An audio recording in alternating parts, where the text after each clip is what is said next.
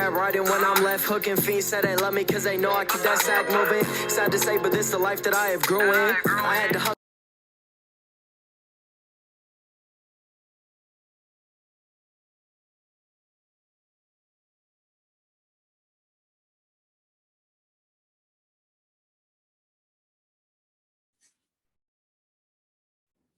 Yo, welcome to the Bucket Discussions podcast, where we go beyond the stat sheet, beyond the narrative, to bring y'all that real, authentic sports conversation. It's your boy Taj James, aka him Duncan. Yeah. Let me pass it to the bros. It's your boy Trey, aka the girl's damn sugar, aka Dr. James, aka Unc to all my nephews out there, man. I'm gonna pass it to the bro. Yo, what's going on, everybody? It's Jay Coop back in the mix, back in action. So, hey, I'm ready to get this episode started, man. Let's get to it. Jay Coop, fresh from Orlando, man. Fresh from the land. Yes, sir. You see it? Yes, sir. Love it. Yes, sir. Yeah, man, we back in this thing with another episode, man. So we Yes, back. sir. Back like we never left. Yes, sir. Back like we left the car keys. You know what I'm saying? All right, man. So let's jump right into it. So the NCAA is getting a lot of credit. They're getting a lot of plaques. They're getting a lot of pats on the back for the new rule that they implemented. Name, image, and likeness. They're allowing players to capitalize off their name, image, and likeness. People are confusing that with college players being able to get paid. Yes, sir. They're not getting paid. They're just able to get endorsements now, which is still bread, don't get me wrong, but only certain players are going to be able to capitalize off that.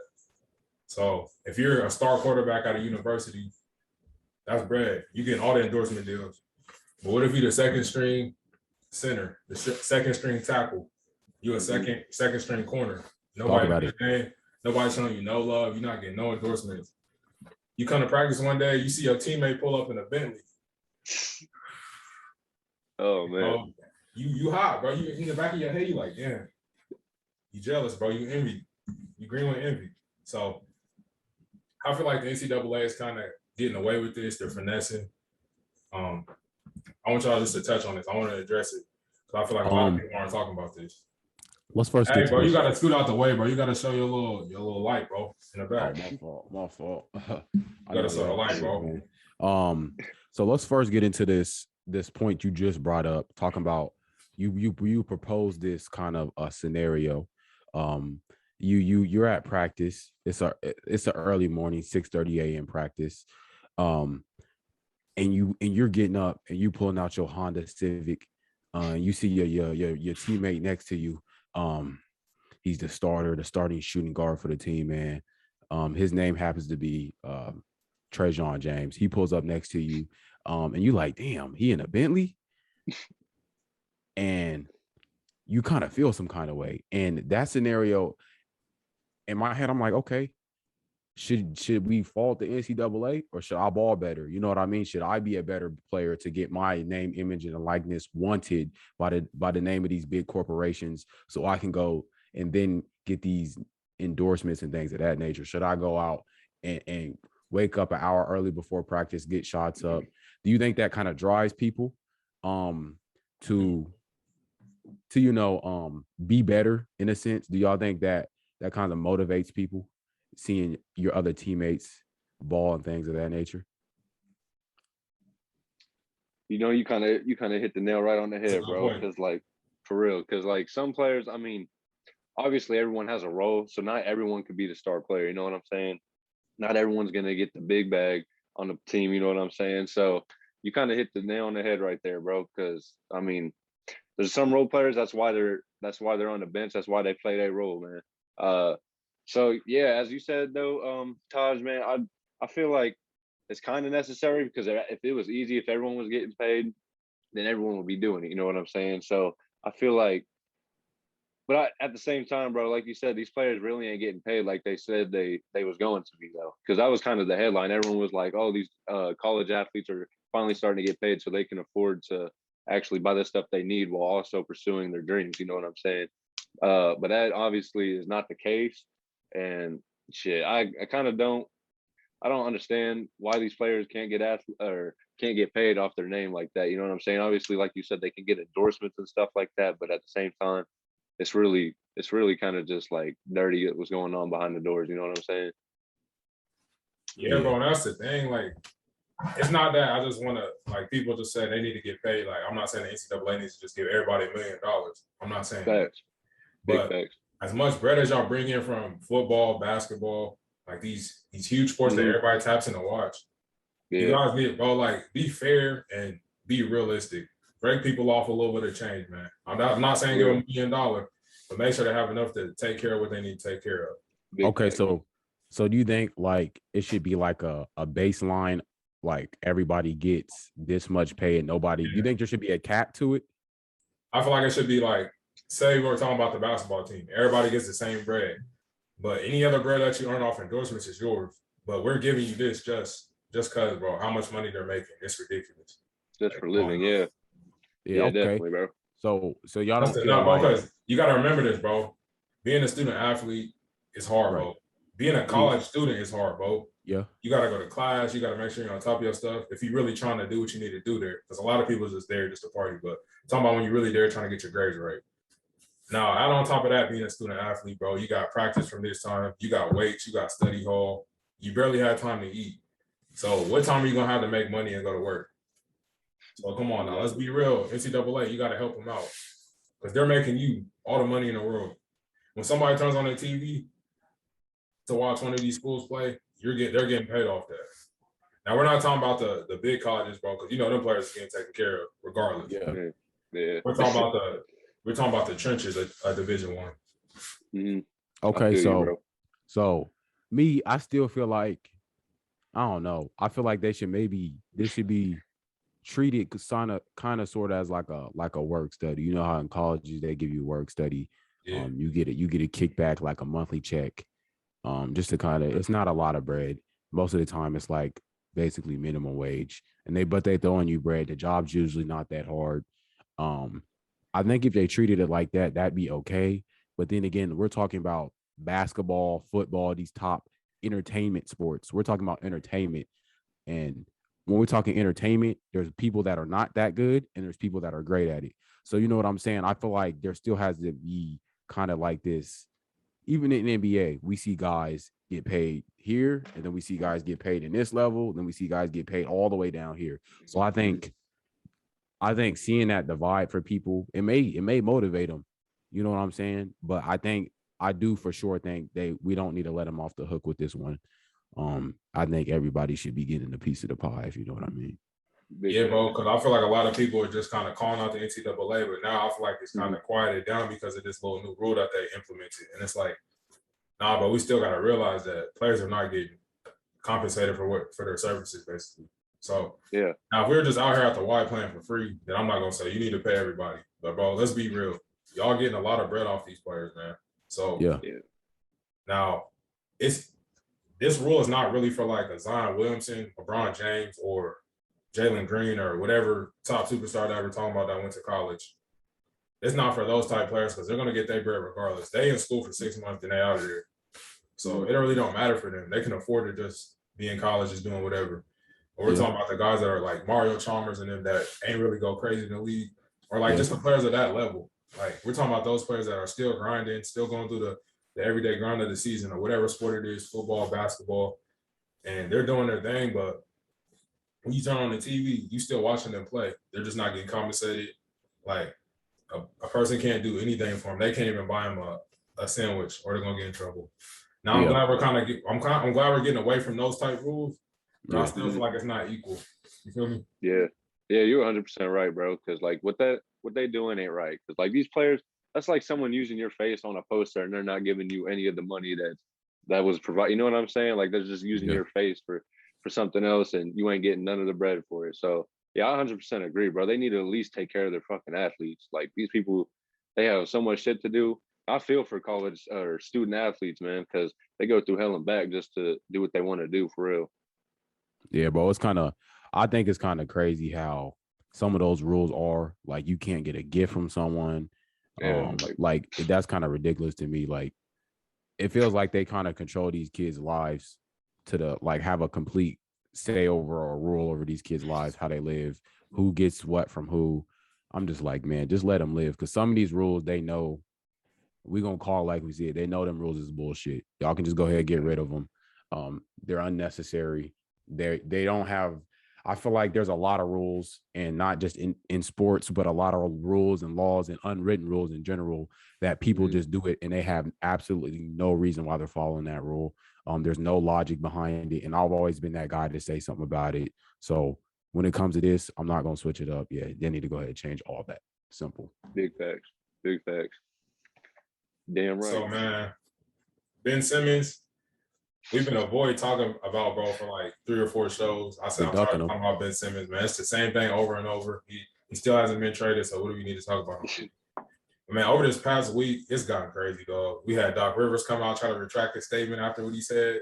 Yeah. We had Joe and B try to say we love Ben. We want Ben to come back. We want him to come hoop with us again. Like everybody's begging Ben Simmons to come back to Philly, except for the Philly fans, bro. I feel like the Philly fans have been they've been trashing, bro. Like since he refused to take that shot. But I don't know if y'all seen it, but there was even it was the news people.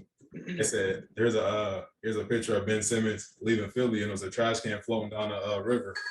So it was like y'all taking shots at bro. Like what y'all expecting to do with that?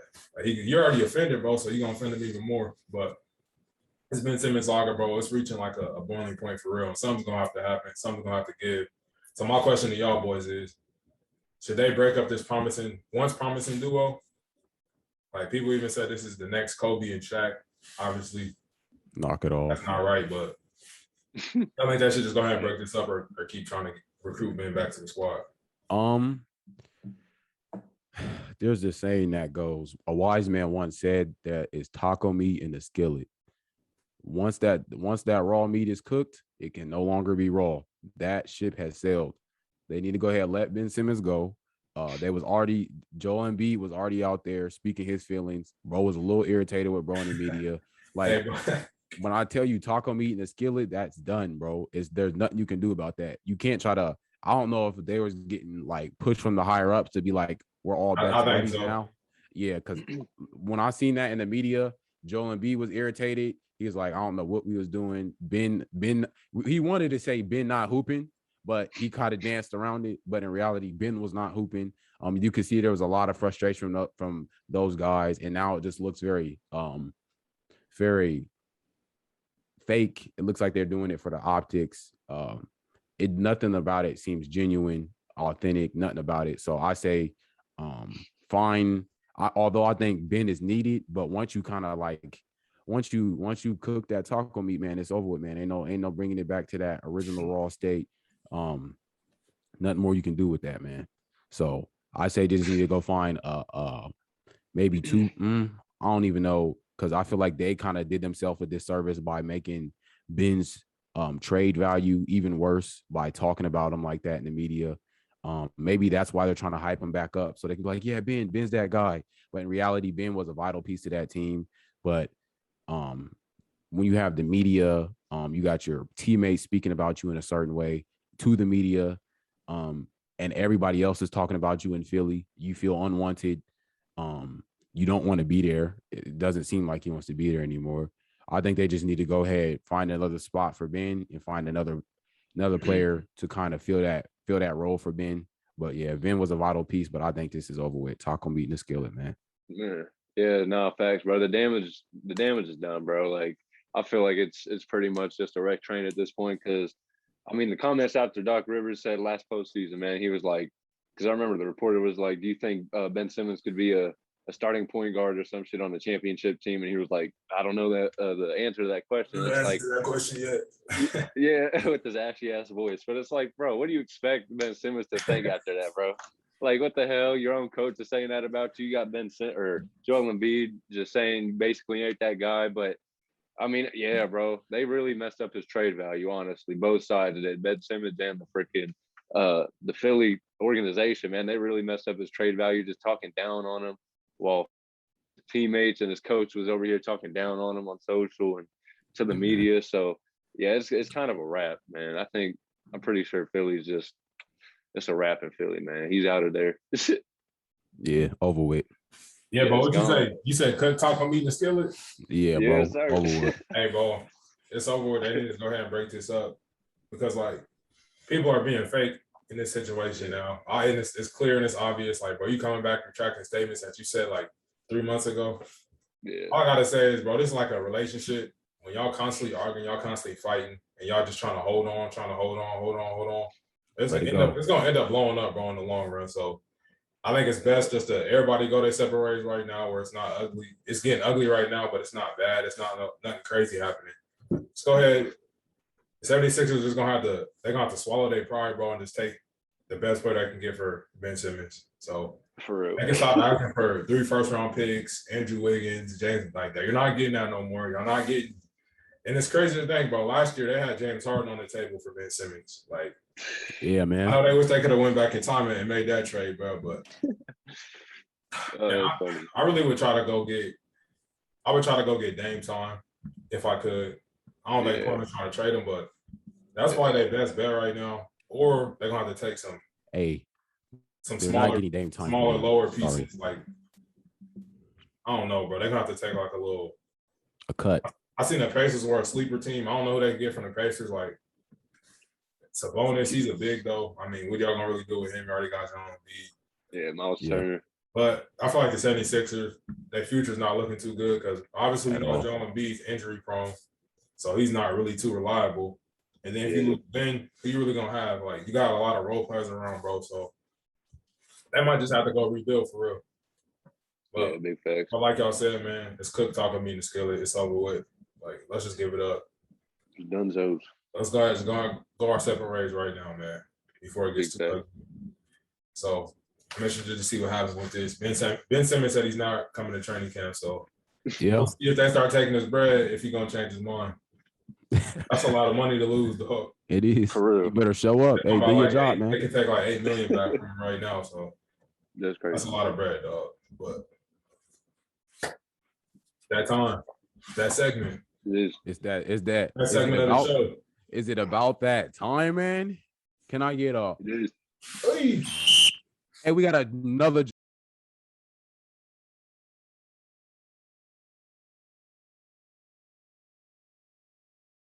jump ball segment coming at y'all boys. That was kind of loud. That whistle has some room to it. You know what I'm saying?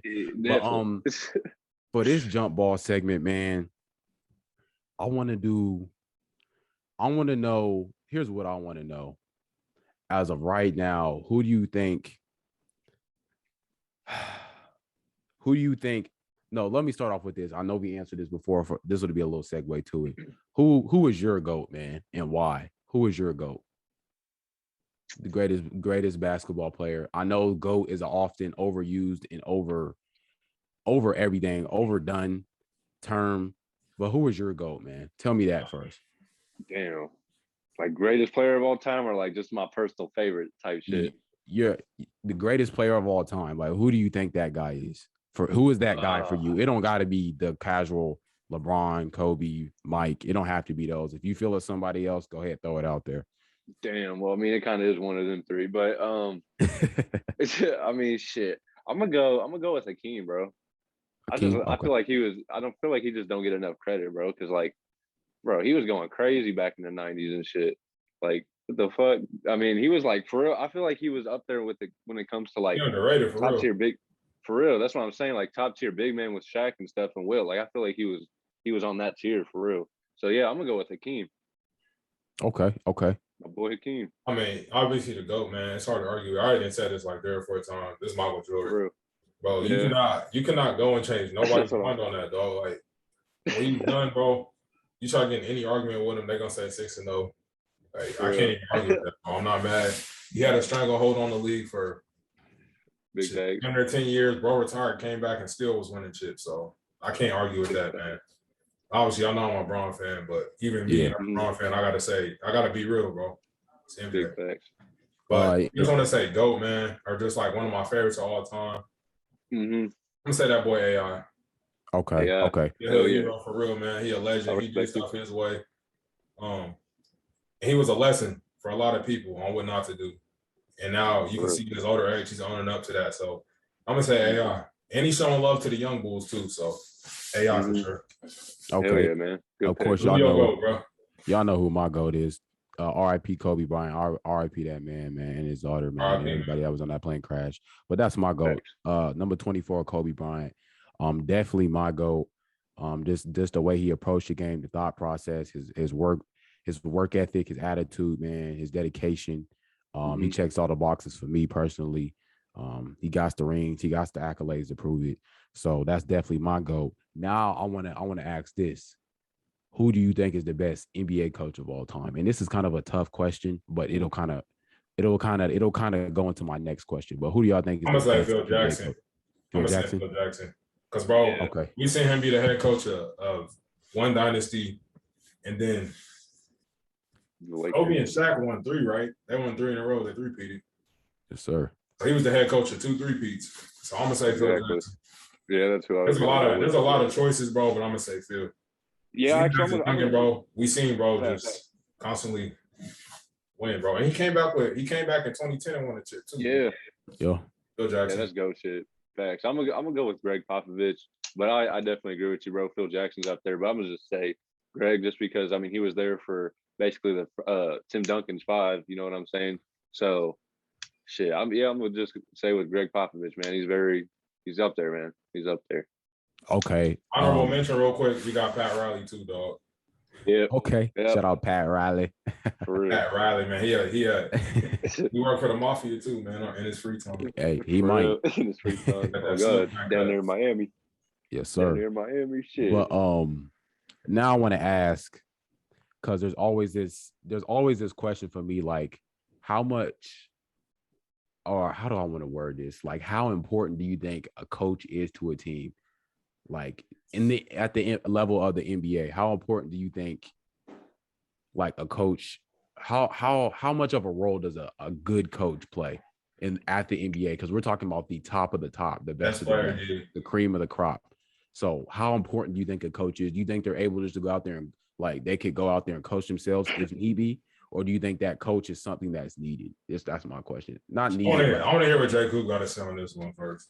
For real. I mean, shit. I'm not too sure, but I'm gonna say it really just depends on the coach, I guess, like on the demeanor of the coach. Because I mean, some coaches are really just gonna get walked all over. You know what I'm saying? But if you have that, if you could just like a Tyronn Lue, I ain't trying to be biased or nothing, but back then when he was coaching the Cavs, he called LeBron out on his bullshit. And I feel like that's kind of what you need from a coach. Respectable, you know what I'm saying? Yeah, one where you can actually count on, and when he can call the players out on their bullshit if there is bullshit. You know what I'm saying?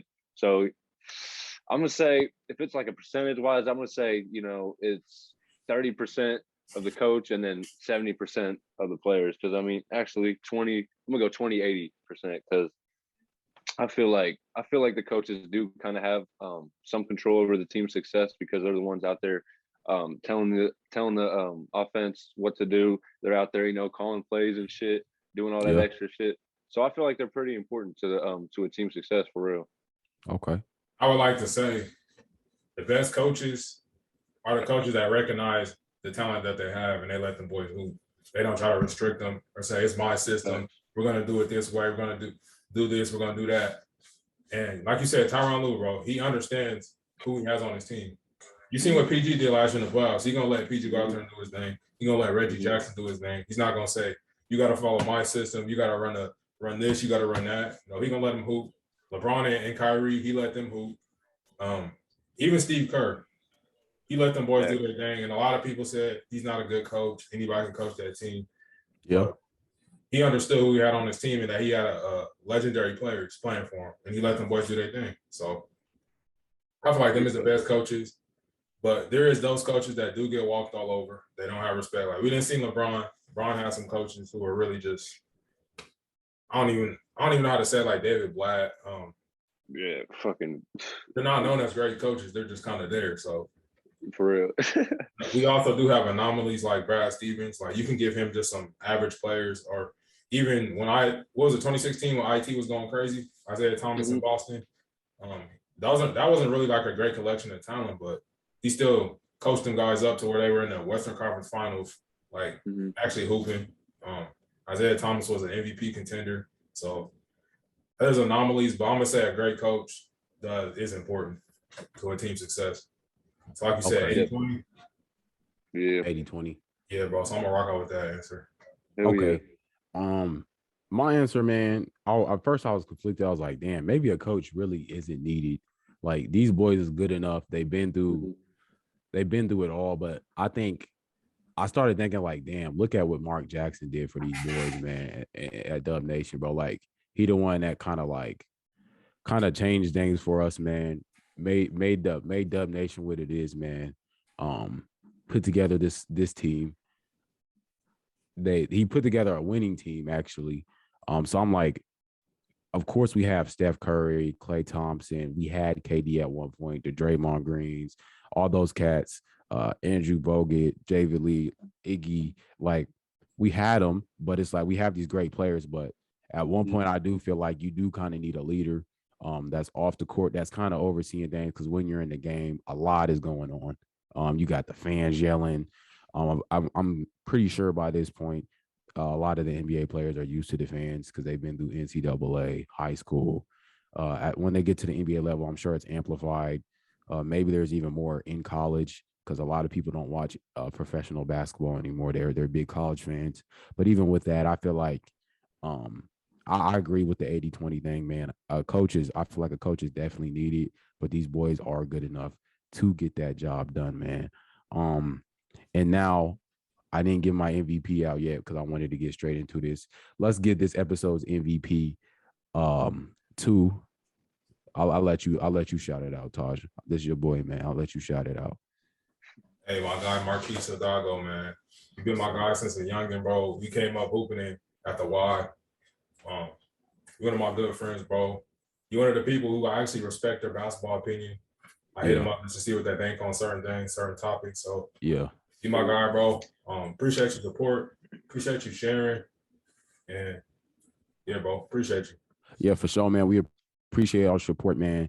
Appreciate the likes and the comments and the subscribing and the constant under the post debating certain basketball topics, man. I'll let J. Coop give his thanks and appreciation. Oh yeah, bro. Hey man, we really do appreciate you for real. Like Taj said, man. I mean, I don't know you really personally, but I mean, we went to high school together, Topeka High. You know, we'd be hooping in the gym here and there. But you're a really cool cat, bro. We really do appreciate the support, bro. Keep grinding, keep doing whatever you're doing. And hey, man, thank you for tuning in for real, man. We really do appreciate that. Yes, sir. Respect, man. And as if you already know this, man. We said it time and time again. Make sure you like, comment, and subscribe and share, man. Tell a friend to tell a friend to tell a friend if you want to be the next episode's MVP. We are definitely watching everybody who's like, comment, shared, share something on social media, Snapchat, Instagram, Facebook, wherever you do your social media things at. If you like, comment, and share, tell a friend to tell a friend. We will see you. You will be on the MVP, man. So we appreciate everybody, any and everybody who likes, comments, and subscribes and shares our content, man, and who are fans of the show, who supports us. So we appreciate all you guys, man. Big facts. And man, we appreciate y'all. Y'all give us fuel to keep going, man. So yes, sir. And that concludes this jump ball segment, man. We appreciate y'all for watching, man. Now let's get into this next topic, man. We're talking music now, man. What is your kind of go-to song? And because we know how much music has a role in sports. We kind of touched on that the last episode. What is your go-to song? You know, that song that does it for you every time you listen to it, don't never get old. And what does that song kind of represent to you, man? Because every song has meaning, and especially if it's your go-to song, man. What does that represent to you, man? Let us know. Let the folks know. Man. Sheesh, man, that's a tough choice. But honestly, bro, I'm gonna have to give it to Rick Ross, man. He makes bangers no matter what. So, hey, man, I'm gonna go with 16 by Rick Ross featuring Andre 3000. That song, man, I'm telling you, they both tell a story in there. You know what I'm saying? You just gotta listen closely. You know, they just talk about the come up of how it is in the real world. You know what I'm saying? Like, not everyone's from, you know, a gated community. You know what I'm saying? We all in a nice bunch of, you know what I'm saying? Some people come from, you know, just the ghetto, you know what I'm saying? So it tells that life, that story, you know what I'm saying? So, hey, I respect it. So, yeah, I'm going to give it to Rick Ross and Andre 3000. 16, man, I recommend y'all go check that song out. It's a banger. Okay. All right, man. Before I give my answer, all the viewers, I want y'all to drop it down below or share on Facebook and tell us what your go-to song, dog, and what's it represent Big for you. facts. Let us know, man. I want to read all the comments. I want to know, man. Let us know. For me, that guy Polo G, man, one of my favorite rappers, dog. He really doing his thing. He's nice. And like a lot of people on social media, he don't miss. Every song he drops a banger, dog. So. You don't. All I'm gonna rock out with is "Be Something" by Polo G. Okay. The song he always plays in my head, dog. And I think Lil Baby on there too. But when I wake up in the morning, dog, I always have that mindset that I'm gonna do something. I'm gonna be something great. I'm gonna do my thing. I'm gonna keep working, keep grinding. So, "Be Something" by Polo G is that song that comes to me. It represents, for me, the grind, bro. Yes, sir. When I work in to be something, I'm not gonna accept nothing less, bro. I'm gonna be something. I'm gonna make sure I put that work in. So I'm saying, hey, man. Hell yeah. So, I like that. I like that. Polo G, man. Big I like facts, that. bro. Respect. Okay, that's a real good song, man. Both of those songs were good, real good songs, man. But for me, what does it for me? Of course, you guys all know, or you may or may not know. But if you don't know, now you know that my favorite artist is J. Cole, man. And the song for me is "Premeditated Murder," man. I've been listening to this song since middle school, and it has yet to get old to me, man. It's like, with the first verse go, man. Am I changing right before your eyes? Becoming someone you don't recognize, like. That's that right there, man. I don't want to get into it, but he just be speaking on that song, bro. Y'all go listen to it. "Premeditated Murder" by J. Cole. There's a lot of lines in that song I could touch too, man. But it just kind of represents it kind of represents the grind in me.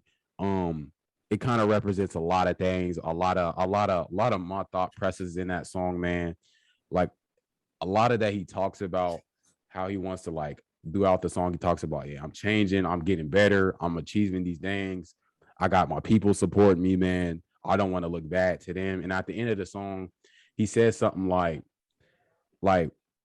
if I ain't got what it takes, and all them people that was counting on me, don't climb that mountain on me, man. Don't climb back down that mountain for me, man. So it's just like, let me do the right thing, especially when I got all these people support me, man. And throughout my life, all these people, all my family and folks support me, man. So it's kind of like this song never gets old to me, whether I'm I at least sing the song at least once a day. A word. It could be like one word I hear and I'm like, damn, that's that Cole song. And people kind of look at me when I just randomly recite Cole lyrics, man. They're like, damn, what's wrong with this dude? But hey, that's just how I work, man. They're like, bro, why you always singing? Like, hey, bro, it just comes. It's like a radio inside my head. But this song, I at least sing it at least once a day, man. It's never gotten old to me, man. Definitely a banger. If you a fan of rap or a fan of Cole in general and ain't heard this song, go listen to it. Actually, go listen to all these songs. But like bro said, we want y'all to go in the comment section and drop what is your go-to song and what does it represent to you, man. Let us know. Big facts. That's a good song, man. Yes, Hell sir. yeah, man. J. Cole never miss. Yeah, bro. Hey, the songs that he made in his bedroom. It's finally giving him from a Civic to a 7 must have died and went, man. Don't even like a passenger on 911. Please go find a record. That song is a banger. Call that boy, man. Yeah, for sure. Hey, and another thing, bro. If y'all ain't heard that last thing he did, bro, he hopped on Drake beat. Absolutely Floated. Rated it, dog. Evans EP on YouTube. Go tap in. Floated. That's really a banger, dog. Floated. He did his thing on that, bro. And actually, let's talk about this real quick. Cole said folks they recite his lines like the Lord's book, like the Bible. People recite scriptures. Hey, bro, yeah. He got bars, bro, that you can just pick apart. And every little thing that he says, you just deciphering it. You looking up words on Google, like, damn, what this mean? What that mean? So yeah. A lot of rappers is like that, but Cole, my favorite. So I decipher all his lines, all his bars. So yeah, man, go type with the FTP. Big facts. Yeah. Chop. Yeah, man. Definitely go tapping with him, man. Like go tapping with all these songs. We'll put them in the description so y'all can go check them out and go listen to them, man, and see so y'all can feel how we feeling when we hearing these songs, man. But on to this next topic, man. We want to talk about J.R. Smith has enrolled back into college, man. Let's talk. First off, let's get a round of applause. This man is going back to college. Let's clap it up for him, man. Let's clap it up for that guy.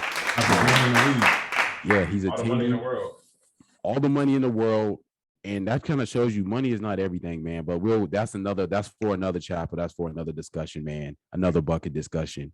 But he's attending classes, man. He's playing golf. How do you boys feel about him playing golf collegiately, man? I mean, shit, there's so many freaking talented NBA players that play golf, man. For real, like Curry. I mean, you got JJ Redick who plays golf, Blake Griffin. You got all these good ass basketball players that play golf on the side. So might as well try to, make some sort of career out of it for real. So no, I respect J.R. Smith for going back. That really does. I mean, it takes a lot of courage. Some people would try to clown him for some reason. I don't know why, but there was people clowning him in the comments on social. But it's like, this man has all the money in the world he needs to live the rest of his life and feed like a couple generations of his family. You know what I'm saying? But he decided to, go get some more education and make something of himself and keep doing what he's doing. You know what I'm saying? So I respect J.R. Smith, man.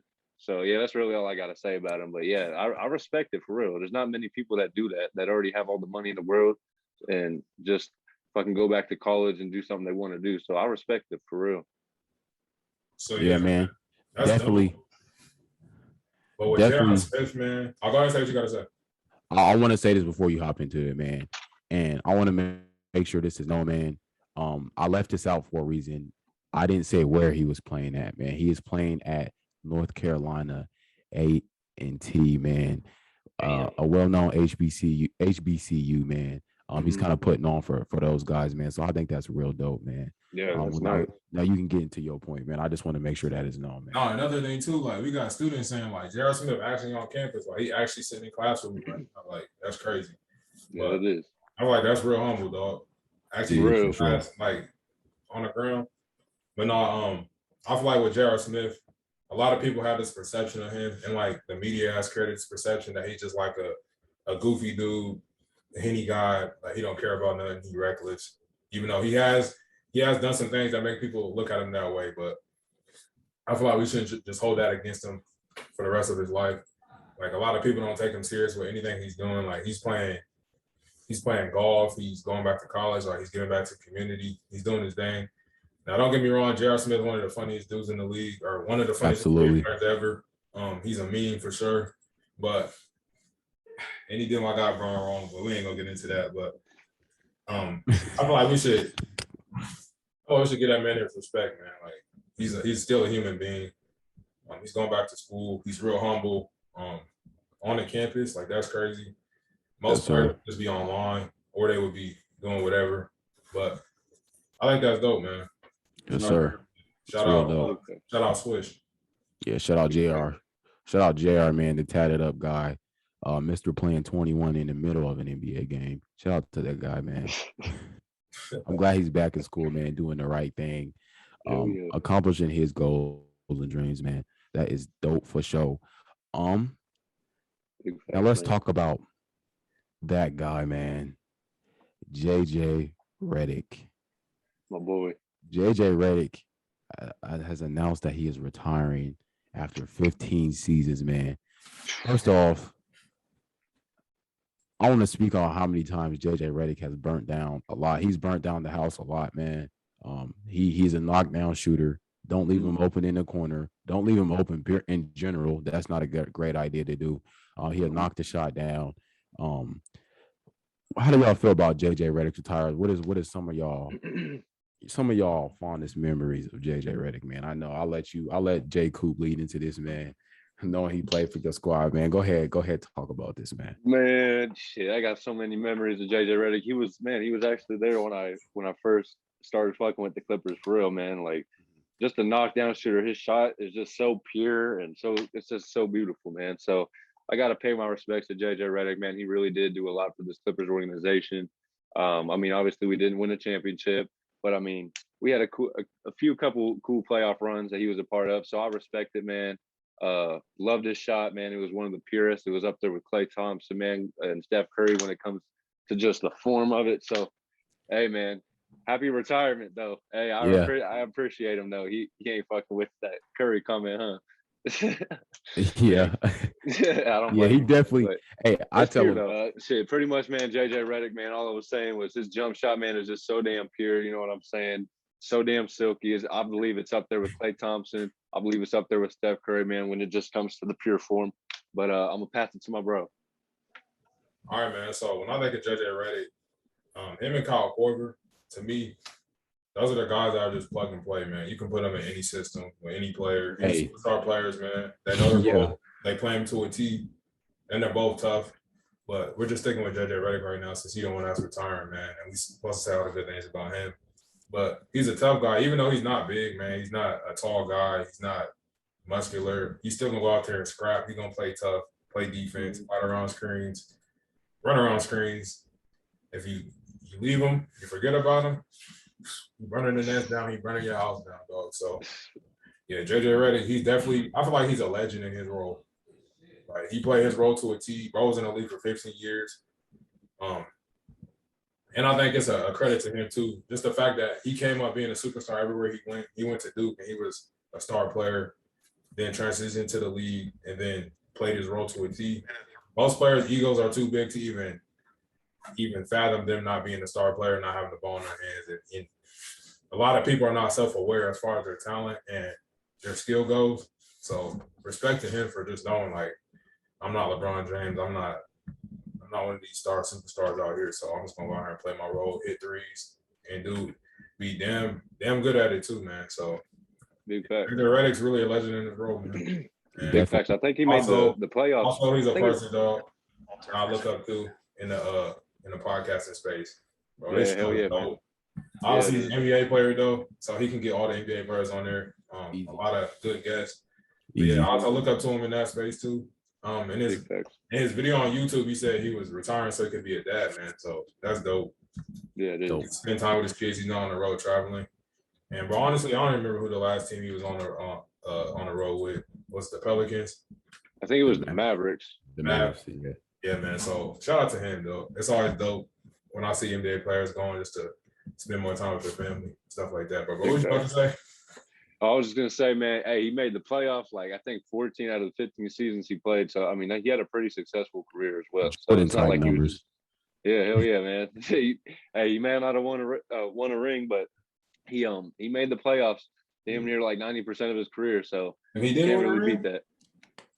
I don't believe he. I thought he was on the championship team at one point because he's been in the league for a minute. Yeah, that's what I'm saying. He should have been for real. He should have won a ring.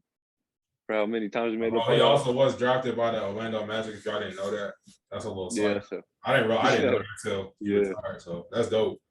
Hell yeah, man. Who all the teams he played for? The Magic, Pelicans, the Mavs, the Sixers, the Clippers, the Bucks. Oh man, yeah, I think that's almost about it. Yeah, I thought he won a chip with somebody, but that's maybe he didn't because the Magic ain't won no chip in a minute. Man. The Bucks just got theirs. Pelicans for sure not. Clippers, man, we already know that story. Yeah. Clippers did. Sixers no. Yeah, but yeah, congrats to JJ, man, on a astounding career, man. 3-point marksman, leaving the NBA after a successful 15 season career with about 6 different teams. So man, congrats to him, man. Mm-hmm. Big facts. Yes, sir. Oh yeah, man. Good career for JJ, man. Respect it. Another week, another episode of Bucket Discussions, the podcast. Well, it's always good to get on here and chop it up with y'all boys, man. I appreciate y'all time, man. Thank you for hopping on here and just chopping it up, man. About sports, about culture, about everything, man. So thank y'all for watching. Thank y'all for laughing. And bro got a little, I don't know what that is, dog. I need to give me one though. That's hard. Yeah, you see it, bro. Man. Got his name spelled out the back.